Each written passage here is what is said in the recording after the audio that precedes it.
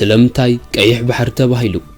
ቀደም ዘበን እቶም ፍሉጣት ባሕረኛታት ዝነበሩ ግሪኻውያን ኣብ ልዕሊ ዝተዳህሰሱን ዘይተዳህሰሱን ውቅያኖሳትን ባሕርታትን በተን ብዘመኖም ኣዝየን ዓበይቲ ዝበሃላ ዝነበራ መራኽቦም ገይሮም እናንሳፈፉ ከለው ብባሕሪ ኤርትራ ማለት ቀይሕ ባሕሪ ኣቢሎም ብምሕላፍ ዕዮታቶም ክካይዱ ከለው ሓደ ለይቲ መሬት ወጊሑስ ፀሓይ ብጌሓት በሪቓ ቀይሕ ሕብሪ ንግሆ ምስ ሃበት እቶም ግሪኻውያን ባሕረኛታት ነቲ ሰማያዊ ባሕሪ ክህብ ዝግብኦ ባሕሪ ተራእይዎ ብጭራ ፀሓይ ብጌሓት ቀይሕ መሲሉ ተራእዮም እሞ እዚ ባሕሪ ዝቀይሕ እዩ ንኽብሉ ባሕሪ ኤርትሮስ ኢሎም ፀውዕዎ ኤርትሮስ ማለት ብቋንቋ ግሪክ ቀይሕ ማለት እዩ ከምዚ ኢሉ ከዓ እቲ ባሕሪ ኤርትራ ተባሂሉ ተፈልጠ ካልኦት ህዝብታት ዓለም ድማ ነቲ ኤርትሮስ ዝብል ግሪኻዊ ቃል ናብ ቋንቋኦም እናተርጉሙ ቀይሕ ባሕሪ በልዎ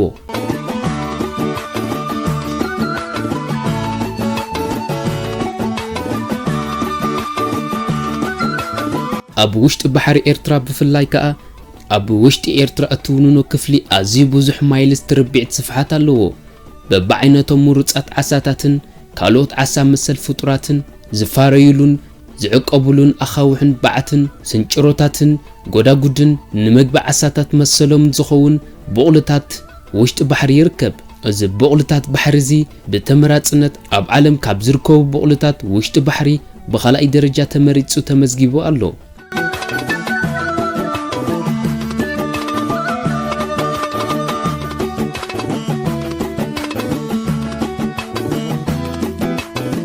ተኻይዱ ዘሎ መጽናዕቲ ሊቃውንቲ ዓለም ከም ዘረጋግጾ ከዓ 62 ምሩፃት ዓይነታት ዓሳታትን መሰሎምን ኣብ ባሕሪ ኤርትራ ዝፋረዩ ኣለዉ እዞም ምሩፃት ዓሳታት እዚኣቶም ኣብ 2001 ዓመተ ምህረት ጀሚሮም ናብ ዕዳጋታት ኣሜሪካን ካልኦት ሃገራትን ክዝርግሑ ኣብ ስምምዕ ተበፂሑ ከም ዘሎ ይረጋገጽ እቲ መጽናዕቲ እናቀጸለ ምስ ከደውን ካልኦት ገና ዘይተፈልጡ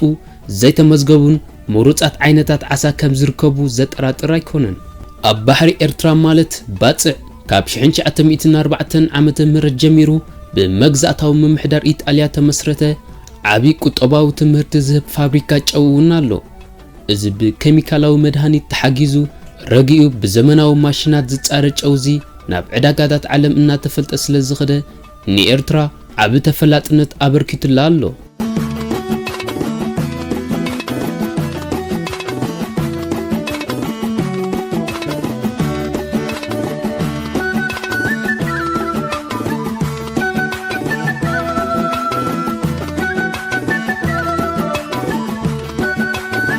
أكوبات دسيتا دهلاك إيرترا أب وشت قيح بحر إيرترا لعل 350 زخونا أكوبات دسيتا دهلاك زبهلان كالوت دسيتا تنالوا كابزن لعل 350 زخونا دسيتا دهلاك أتا بسفحتا زعبيت دسيت دهلاك كبير تبهال دسيتا دهلاك كاب ودبات أستات 6 كيلومتر نبحر أبيلن أتو إلن زركباين بتنت زمن أب بحرتات ززاونو ጨወይትን ወረርትን ባሕረኛታት ወይውን ባሩት እናሸጡን እናለወጡን መነባብሮኦም ዝመርሑ ካብ ኢትዮጵያ ኮነ ካብ ካልኦት ዘባታት እናመጹ ኣብ ደሴታት ዳህላክ ዕዳጋ ባሩት ዘርጊሖም ብመልክዕ ሕራጅ ሰብ ይሸጡን ይልወጡን ከም ዝነበሩ እውን ይዝንቶ እዩ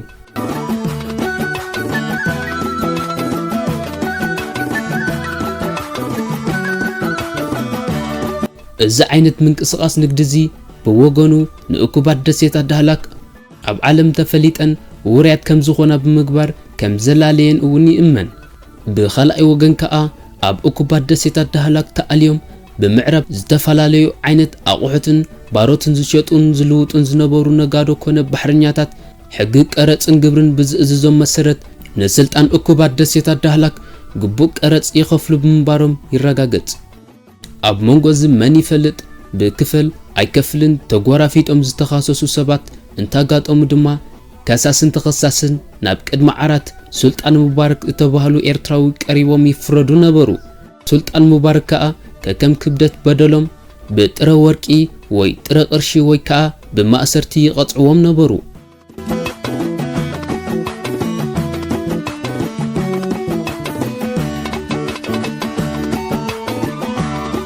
ሱልጣን ሙባረክ እቶም ንመጀመርታ ግዜ መንበረ ፍርድ ሰሪዖም በአማኽርቶም ተማእኺሎም ንደቂ ኤርትራን ወጻእተኛታትን ክፈርዱን ከማሕድሩን ዝጀመሩ እዮም። ሱልጣን ሙባረክ ብ1013 ዓመተ ምህረት ካብዚ ዓለም ብሞት ምስ ሓለፉ ኣብ ደሴት ዳህላ ከቢር ከም ተቐብሩ እቲ ኣብ መቓብሮም ተቐሪኡ ዘሎ ጽሑፍ ይረጋግጽ።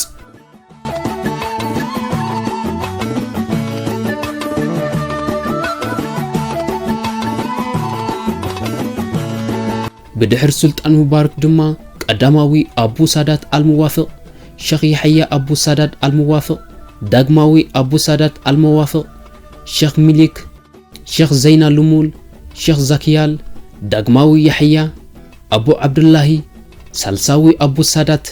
ببئوانهم يمحضرون فتح يهبون قبرن قرصن كأيكبون نبرو.